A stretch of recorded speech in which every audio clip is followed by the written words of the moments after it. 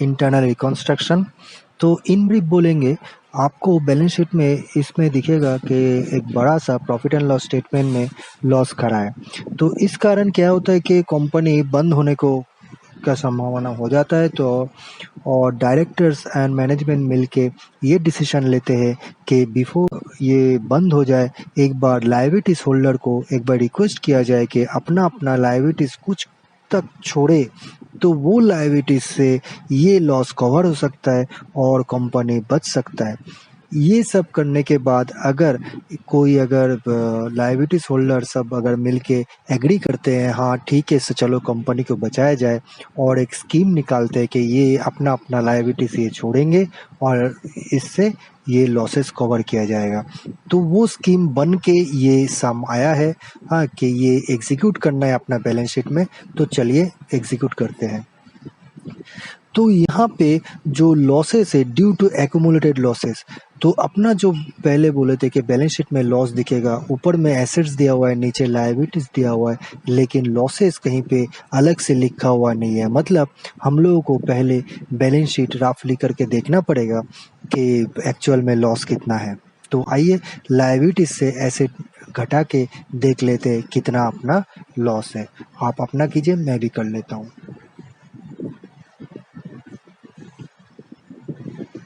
तो वर्किंग्स में करते हैं, पहले लायबिलिटीज लिख लेता हूँ, जितना लायबिलिटीज है लिख लेता हूँ। आप लिखिए।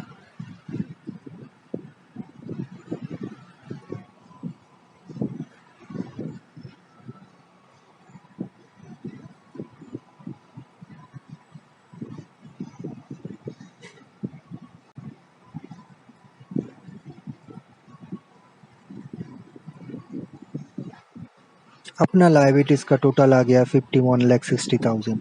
अभी मैं एसेट्स लिखने वाला हूँ।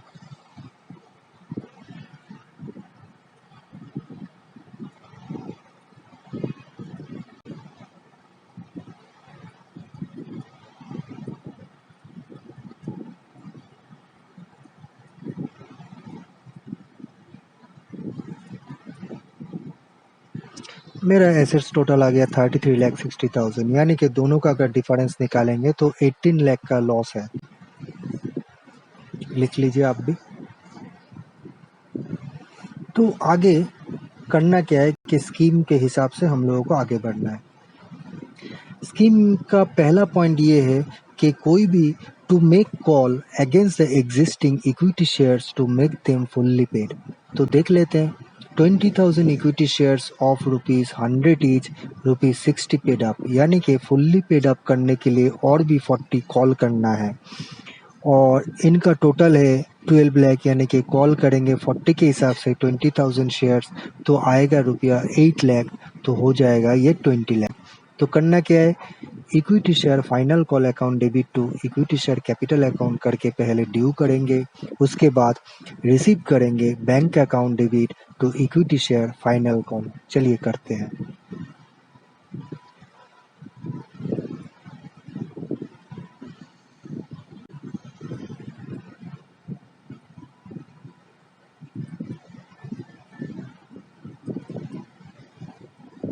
ये हो गया मेरा काम। इसके बाद एंड में कुछ लिखा हुआ है,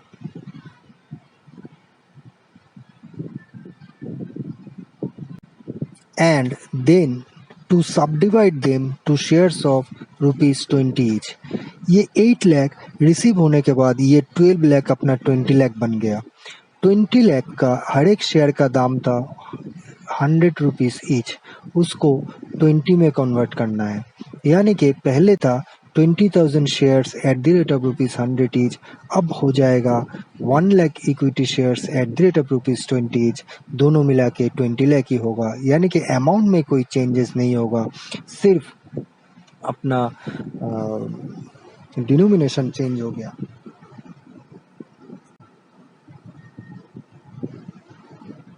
तो कर लेते हैं।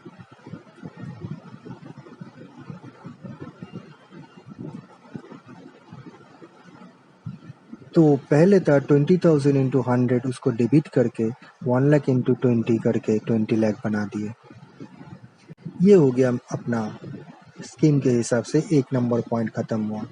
इसके बाद बोला जा रहा है कि पॉइंट 2 के हिसाब से after sub division the equity share holders to surrender 80% of their holding for redistribution और otherwise for cancellation. Share holder वाले को बोला गया है कि आप अपना 20% छोड़ दीजिए। अभी 20 लाख कैपिटल है, छोड़ना पड़ेगा 80%, यानी कि 16 लाख छोड़ना पड़ेगा। ये किस काम आएगा? ये काम आएगा रीडिस्ट्रीब्यूशन, मतलब फिर से यहाँ से इक्विटी शेयर्स दे देंगे, और नहीं तो कुछ बच जाएगा तो कैंसिल कर देंगे। तो चलिए पहले शेयर सरेंडर में 80% डाल देते हैं फर्दर यूज़ के लिए। तो equity share capital account debit to share surrender.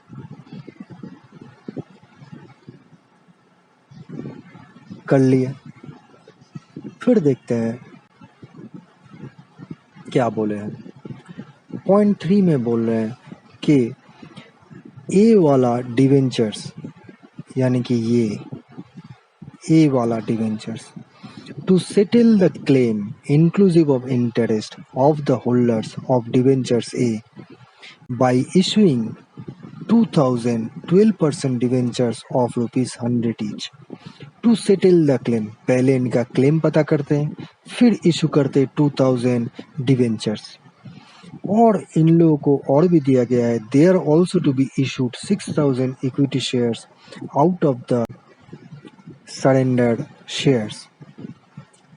Surrendered shares में 80% खड़ा है, यानी कि 16 लाख खड़ा है, वहाँ से 6000 इक्विटी शेयर्स ऑफ ₹20 ईच करके निकलेगा।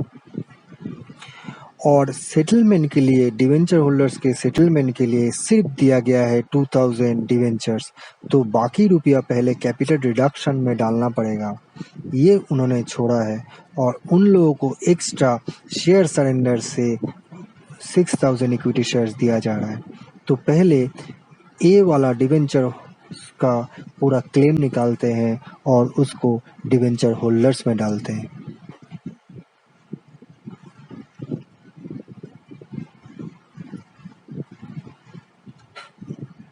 8% डिवेंचर्स था 4 लाख का, और इस पे इंटरेस्ट था, एक्रू था 40,000, जो भी लिए हम बैलेंस शीट से लिए, आप देख सकते हैं 4 लाख डिवेंचर से 40,000 उसका इंटरेस्ट है। ये चला गया उनका डिवेंचर होल्डर्स में। अभी उनको मिला क्या? उनको ये 40 लाख के 4,40,000 के अगेंस्ट में मिला है 2012% डिवेंचर्स, जो है 100 करके। इसके बाद जितना भी रुपया बचता है, यानी कि 2,40,000 इनका चला जाएगा कैपिटल रिडक्शन में। ये पहला अमाउंट कैपिटल रिडक्शन में किया। और इनको क्या मिला? इनको मिला शेयर सरेंडर से रुपया, इक्विटी शेयर मिला है। कितना मिला है? 1,20,000 मिला है। कैसे मिला है? 6000 equity shares at the rate of ₹20 each, तो 1,20,000 इनको मिल गया। सेम वाइज हम लोग बी वाला डिवेंचर होल्डर्स का काम करेंगे, जो पॉइंट 4 में लिखा हुआ है। पॉइंट 4 में लिखा हुआ है to issue 30,000 equity shares out of surrendered shares to the holders of debentures B in full settlement of their claim inclusive of interest। B वाले को जितना मिलता है वो पहले अपना पूरा अमाउंट छोड़ रहा है, और कंपनी वाला शेयर सरेंडर से 30,000 इक्विटी शेयर्स दे दे रहा है। तो पहले बी वाले का क्लेम को डिवेंचर होल्डर्स में डाल देते हैं।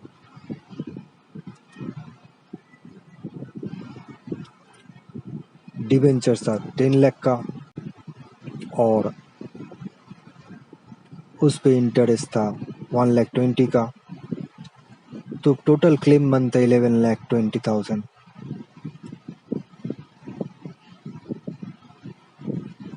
इस 11,20,000 को पहले कैपिटल रिडक्शन में डाल देते हैं, क्योंकि इसके अगेंस्ट में कुछ नहीं मिला है। कंपनी खुद दिया है 30,000 इक्विटी शेयर्स, वो भी शेयर सरेंडर से।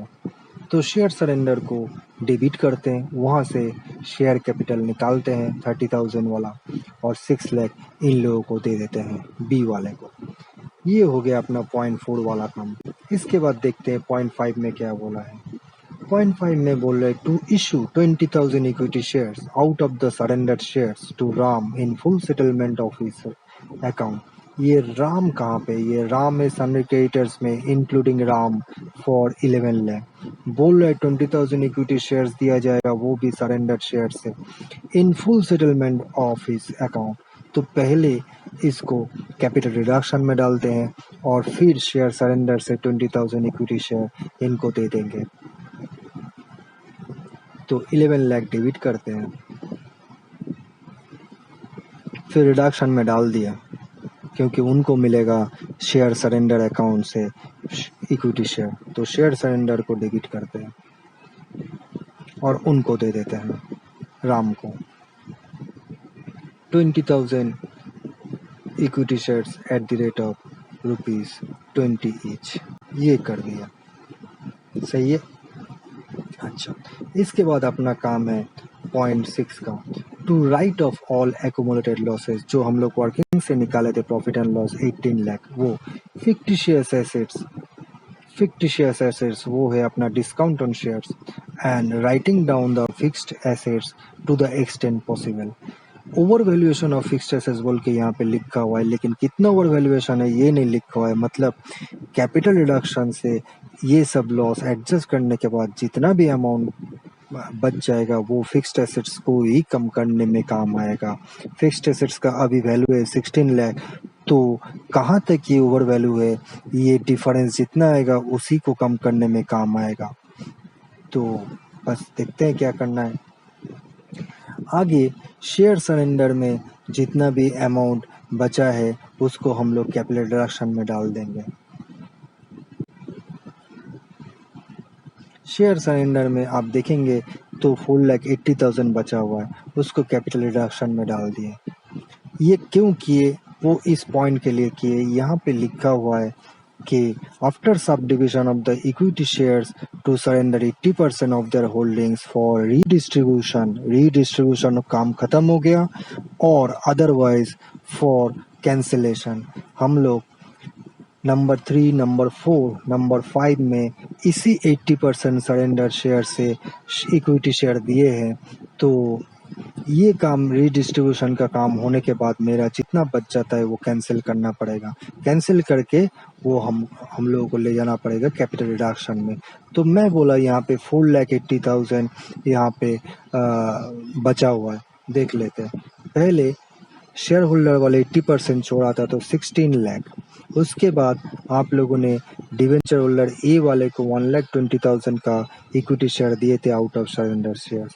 उसके बाद डिवेंचर होल्डर्स बी वाले को आप लोगों ने 6 लाख शेयर्स दिए थे, 6 लाख अमाउंट का शेयर्स दिए थे, और लास्ट में राम को आप लोगों ने 4 लाख का इक्विटी शेयर कैपिटल दिए। इसके बाद रह जाता है 4,80,000 जो कैपिटल रिडक्शन में डाल दिए।